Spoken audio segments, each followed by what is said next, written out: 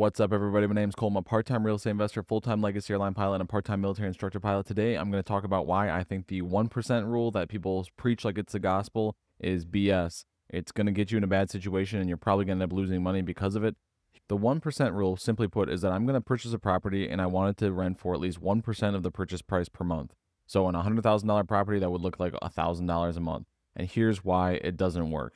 In today's day and age, with rates over 7%, it's a terrible idea. Just off of the 7.25% rate alone, you're going to be over $700 a month just to service the debt, which means paying principal and interest every month. You haven't done anything else. That's just paying for the loan, okay? And that's assuming that you put 20% down, which not everybody's going to do. Some people are going to do 3% down, 5% down, 10% down, which is going to increase that number because you're borrowing more money, right? Then you go to the next step, and I always say to get a property management company. So in this example, I'm going to assume that you get a property management company because you're a professional working another normal job like I am, and you can't do it full time. You're paying 8 to 10%, more than likely 10% per month just to get the property manager. And you can say, oh, I'm going to manage it myself. I don't need a property manager. I've got this. That's absolutely fair. You can definitely do it yourself. But if you're going to get a property manager like I recommend, you're going to end up paying about that much. That's $100 a month right off the bat. Then you got property taxes. At least for me in Milwaukee, you're looking at probably about $150, maybe $200 a month in property taxes at a minimum. Now you're adding an extra $300 on top of the $700 some dollars you're already paying for principal and interest payments. So you're already at your $1,000 threshold. The rent's already gone. There's no profit left over, right? There's no cash on cash return like I always talk about. But you still haven't covered utilities. Unless it's a single family house, in most cases duplexes, unless they're separated completely, you're going to be paying utilities, right? And usually that works out to be about $400 a quarter. And you can do the math. That's a little over $100 a month, right? So now you're well into the negative. You're not even close, and nothing bad has happened. No one's thrown a rock through the window. A furnace hasn't blown up. Water heater's not leaking. Toilet's not backed up. No service calls. No problems. That's assuming that everything goes perfectly, and you're already that negative. Not great. Assuming that everything goes great otherwise, the property's already negative. You haven't even begun to address CapEx, which is capital expenses to fix up things on the property that don't ever make you more money. That's talking about the roof, the siding, the concrete, the things that you need to do to keep the property in good order, but don't actually bring any more rent. No one's going to pay extra rent because you have a roof that doesn't leak. No one's going to pay extra rent because you have a non-cracked sidewalk or a basement that's not caving in. These are things that are just prerequisites to having a property that's livable and rentable.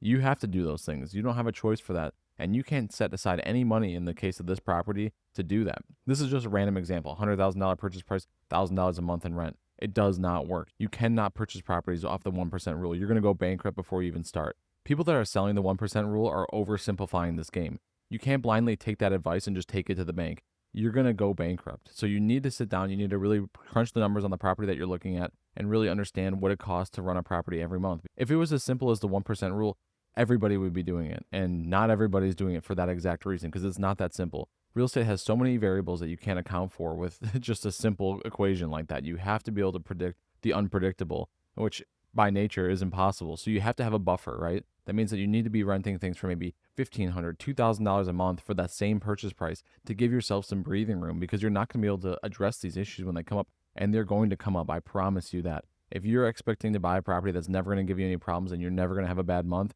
then you are in the wrong business and you're going to be devastated when something goes wrong because it's going to.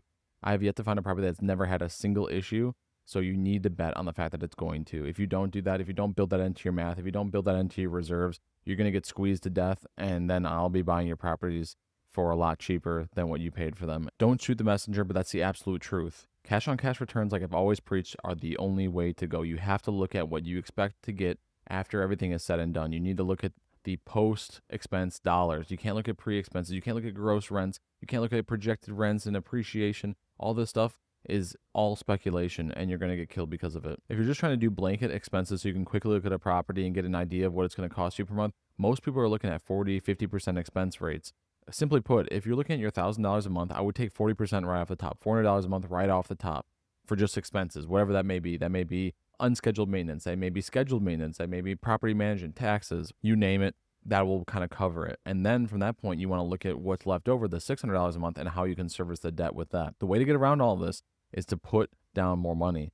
I don't love that. I like to put down as little money as possible with giving myself some breathing room and some upside There's a balance to that, and I'll make a video about that probably too, but I prefer to put as little money down as possible on a property that I think has upside. If you're buying a property, you think it has upside, so that's kind of a non-starter. Some things you can look at to try to reduce the monthly expenses are better neighborhoods, which usually yield better quality tenants, trying to screen your tenants better if you're managing things yourself. But honestly, some of that is just shooting in the dark. Sometimes it's going to go well, sometimes it's going to go bad.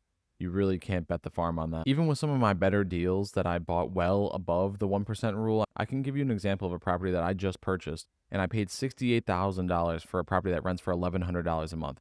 That would be more so where I want to be. Obviously, I bought that property, so I believed in it.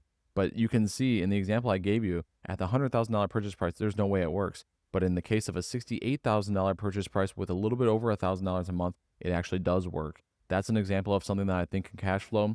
If you guys want, I can actually make a video about that specific property or a different property, show you the inside, the outside, the whole deal. But I don't want to get too into the weeds if people aren't really interested in that. I see people listing properties saying it meets the 1% rule all the time. It's a cash cow, it's a this, it's a that.